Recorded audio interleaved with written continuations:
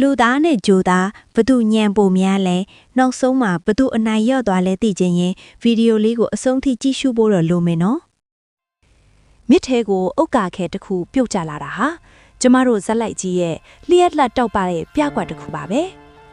အဖိုးအိုတယောက်ရဲ့အံ့အားသင့်နေတဲ့မျက်လုံးတွေအောက်မှာပဲဂျိုသားမျိုးစိတ်ဖြစ်တဲ့မန်ဂေဟာလူသားဘဝထဲကိုအလင်းအမြင်အသားကျသွားပြီးဆိုဟီလို့ခေါ်တဲ့လှပတဲ့အမျိုးသမီးနဲ့လက်ထပ်လိုက်ပါတယ်ဆိုဟီအပေါ်သူပြုတ်မှုပုံတွေကိုကြည့်ရင်တော့သူဟာဇနီးတွေကိုအရန်ကိုအစွဲလန်းကြည့်နေတာပဲလို့ထင်စရာပါတနေ့မှာဆိုဟီကအလဲတန်းကျောင်းကတငယ်ချင်းတွေနဲ့ဆုံမှုရှိတော့မန်ဂေကိုညဘက်ဘာလို့မလဲလို့မေးပါတယ်မန်ဂေကစကားလမ်းကြောင်းလွှဲပစ်ပါတယ်တန်တီကရဲ့အစတငယ်ချင်းတွေနဲ့ဆုံတဲ့ပွဲမှာဆိုဟီရဲ့အိမ်တောင်ကြီးကအယမ်းตายရလဲလို့အားလုံးကဝိုင်းချီးကျူးကြပါတယ်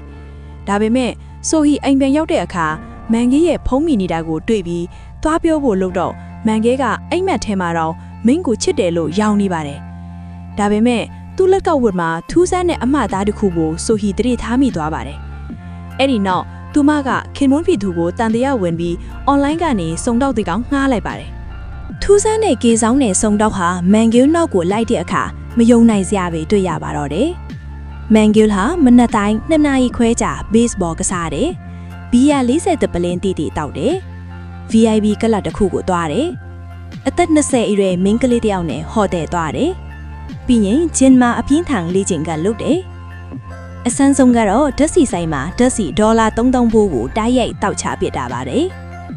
စုံတော့ကစုံစမ်းကြည့်လိုက်တော့မန်ဂီလ်ဟာအရင်ကလည်းအိမ်တောင်30ရှိခဲ့ဘူးပြီးဇနီးတဲ့အားလုံးဟာမတော်တဆမှုတွေနဲ့တေဆုံးသွားခဲ့မှန်းသိလိုက်ရပါတယ်ဆိုဟီဟာသူ့ရဲ့စတုထမြောက်ဇနီးပေါ့တေမင်းနဲ့ရင်ဆိုင်ရခြင်းဆိုဟီဟာခင်မင်းဖြစ်သူဂျိုသားတို့မဟုတ်မျိုးဗီဇပြောင်းလဲနေတဲ့ဆိုတာကိုမယုံကြည်နိုင်ဖြစ်နေတော့မှာပဲမန်ဂီယိုကဆိုဟီတောက်မဲ့ရေခွက်ထဲကိုအစိတ်ခတ်လိုက်ပါတယ်ဆိုဟီဟာရေကိုတောက်လိုက်မိပြီးချက်ချင်းပဲလဲကျတေဆုံးသွားပါတယ်။ဆီယာဝင်ကတေဆုံးကြောင်းအတည်ပြုပြီးအာမကန်ကုမ္ပဏီတွေလောင်ရောက်လာခဲ့ပါတယ်။ကြာပြီမဲ့ထူးဆန်းတာကနိုင်ရီအခမ်းအနားမှာဆိုဟီဟာရုတ်တရက်ပြန်နိုးလာပြီးအစိမ်းရောင်အရည်တွေကိုအန်ထုတ်လိုက်ပါတယ်။သူမဟာတာမန်လူမဟုတ်တော့ပါဘူး။လက်စားချင်းရန်ပြင်ဆင်ခြင်းဆိုဟီဟာစုံတော့နဲ့ပူပေါင်းပြီးမန်ဂီယိုကိုတပ်ဖို့ကြိုးစားပါတယ်။ဂျိုသားတွေကိုတတ်နိုင်တဲ့တခုတည်းသောနီလန်ကဖိုးအားမြင့်လျက်စစ်ပဲလို့စုံတော့ကပြောပါတယ်။သူတို့ဟာရေချိုးခန်းထဲမှာဖိုးအားတကိန်းလွတ်မဲ့ထောင်ချောက်ကိုဆင်ထားလိုက်ပါတယ်။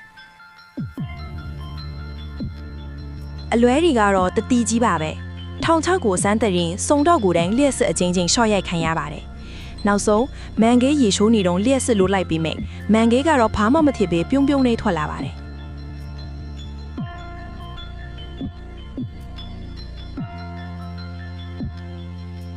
အစိတ်ခတ်ပြန်တော့လေမန်ဂေးကဂိမ်းကစားပြီးအနိုင်ရတဲ့သူတောက်ကျေးလုံလို့ဆိုဟီနော်သူငယ်ချင်းတွေပဲအခက်တွေရပြန်ပါတယ်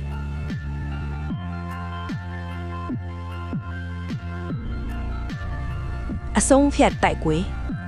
နောက်ဆုံးမှာတော့မန်ဂေးကိုကားနဲ့တိုက်ချုပ်သေးသွင်းချပြီးမြေမြုပ်ဖို့ကြိုးစားကြပါတယ်ဒါပေမဲ့မန်ဂေးဟာဒဏ်ရာတွေဘလောက်ရရပြန်လဲကုစားနိုင်စွမ်းရှိရဲ့အတွက်တေမသွားပါဘူးတစ်ဖက်မှာလည်းအစိုးရအေဂျင့်တွေကဒီဂျိုသားကိုဖမ်းဖို့ရောက်လာကြပါလေဦးမင်လိုင်ခေါထဲမှာမန်ဂေးနဲ့အစိုးရတပ်ဖွဲ့တွေအပြင်းထန်တိုက်ခိုက်ကြပါတယ်။မန်ဂေးကအရန်အစွမ်းထားပေမဲ့ဆိုဟီကစုံတော့ပေးထားတဲ့အထူးလက်နက်ကိုမန်ဂေးရဲ့ကိုယ်ထဲထိုးထည့်လိုက်နိုင်ပါလေ။